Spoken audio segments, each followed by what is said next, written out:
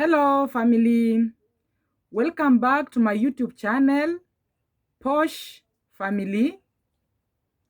I am happy at this time to talk to you. And the last time we were talking about how students can migrate into Europe.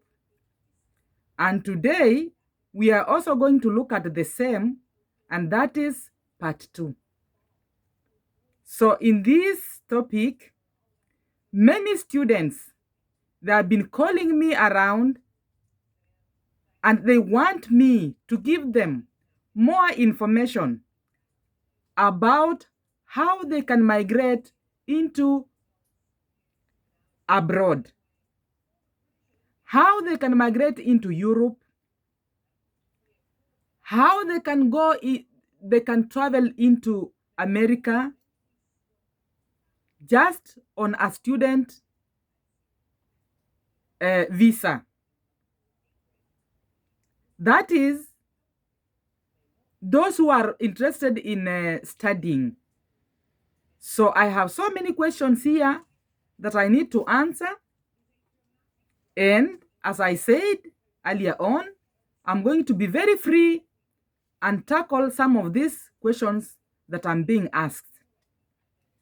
Okay, now, last time we looked at how to obtain a student visa, that is from Africa,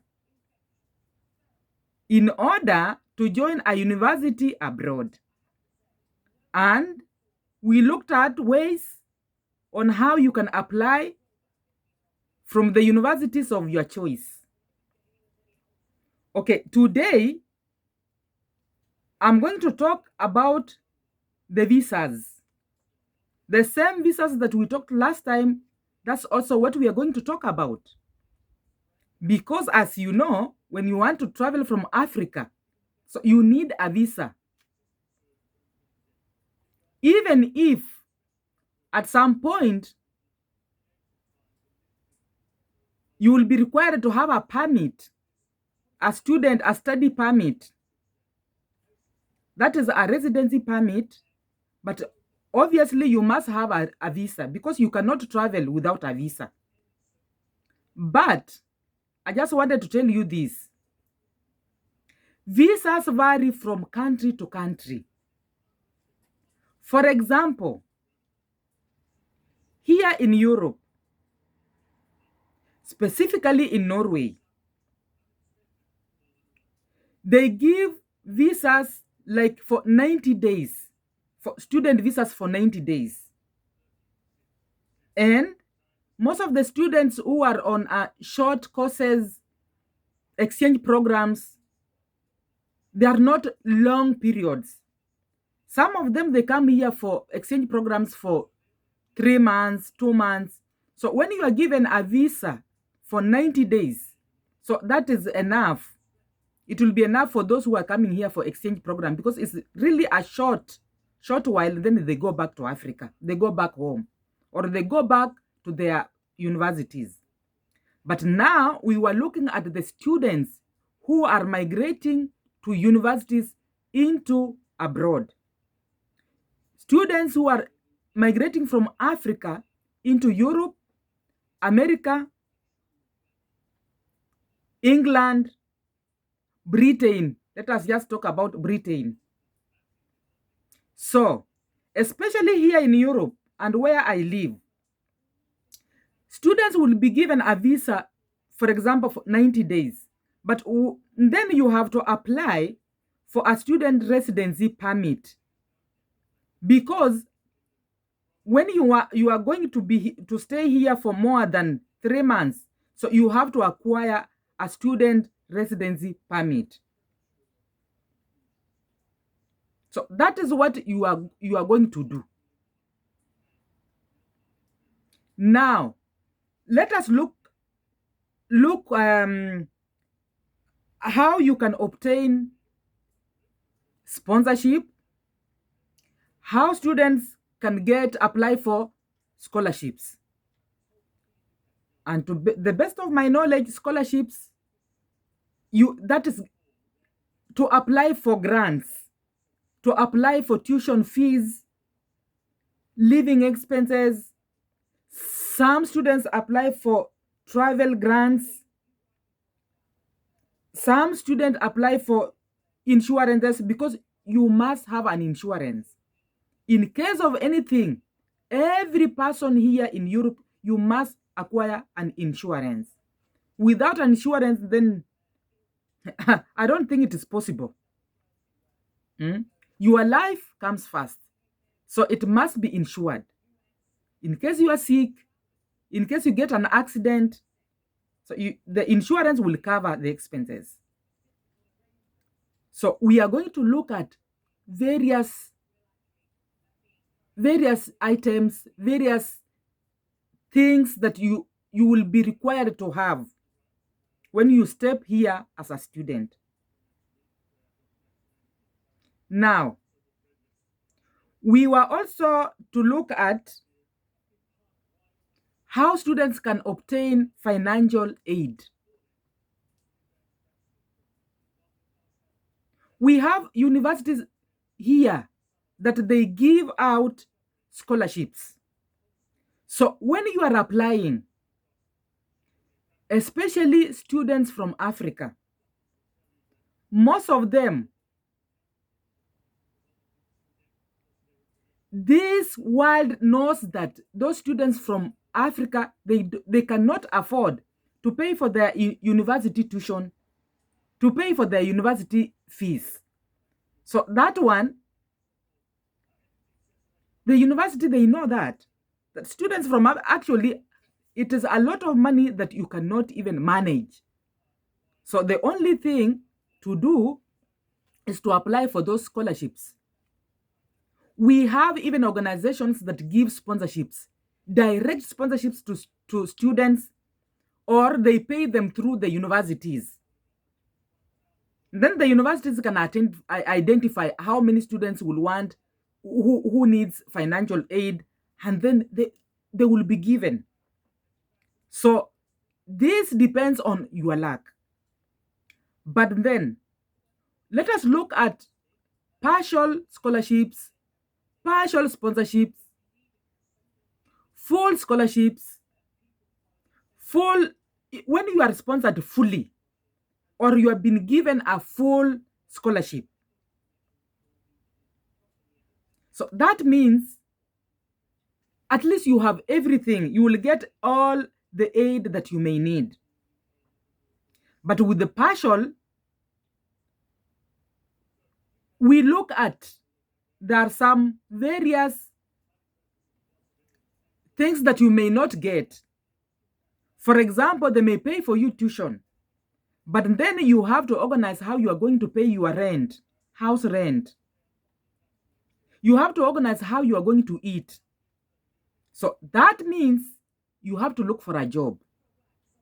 So immediately you are accepted in a university. If it's partial, if you are fully sponsored, you will be told. Thereafter, you now have to look for a job so that you may pay for this, your food, you can pay for your rent. And sometimes I have been talking to students here before they land here. Okay, they are sure that their tuition is going to be paid. Their university, their courses that are arranged. But then they must have money on their accounts. Before they leave Africa, you have to show your bank account, your statement. And those statements, they run up to $150,000, $150,000.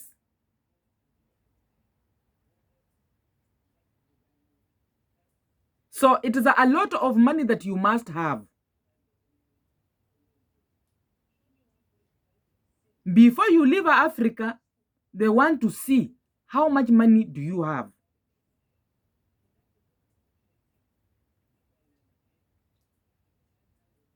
And some of them, it depends how much money they want you to have on account, or it depends how many millions. Every country, it has its own requirements.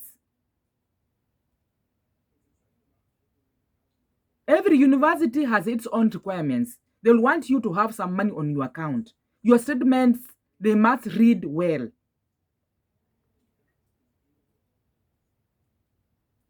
So in this case, you must be ready.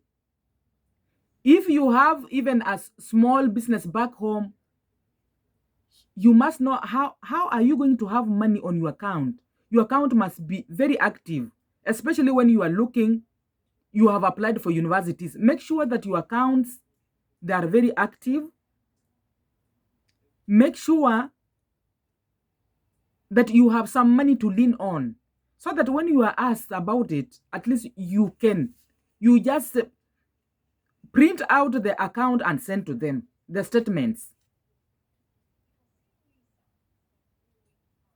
So that is what we are going to look at and to talk about: how students can obtain visas, how students can get residency permits, and how long. Every country has its own rules. America has its own rules. They can give you maybe a visa of 5 years, but here where I live, you are just given some few months. Like a student, you are given 90 days, a visa of 90 days. But then you have to apply for a residency permit, of course, because you cannot be accepted to be here when your visas expire. So that is what we are looking for, looking at: scholarships, how to get financial aid, how to pay for your expenses, tuition. So there is nothing free. At some point, you must have some money at some point, because some universities may not pay for you a flight. So even if you have been chosen upon, then you have to organize how you are going to reach your destination. You have to organize how you are going to reach your university. But when you reach those universities, when you reach abroad, please look for jobs. Don't just sit. Look for jobs, because life is not so easy. You have to look for jobs so that you manage your finances alone. Jobs that could help you have something in your pocket. So that is what we are talking about today. And tomorrow we have another topic. I'm still on students, how they can migrate from Africa to Europe. That one I will not cheat you, because young people with vibrant souls, I believe they just have to explore the world. So I urge students, make sure that you make your internet to be your friend. Find out information from the internet. It is going to lead you. At some point, there is some truth in it. For example, here in Europe, but because of Corona, so there might be some changes, but most of the doors are opened in August. So check out this August, which universities are open. Of course, you must have applied, because most of the universities are open, most of the colleges are open in August. They start taking students. But now with the Corona, maybe there are changes. But go check out. That's all I'm going to give you today. Please subscribe to this lady. This is your lady. This is your own Posh family. And I say, Hade, ciao, and bye-bye until we meet again. Thank you.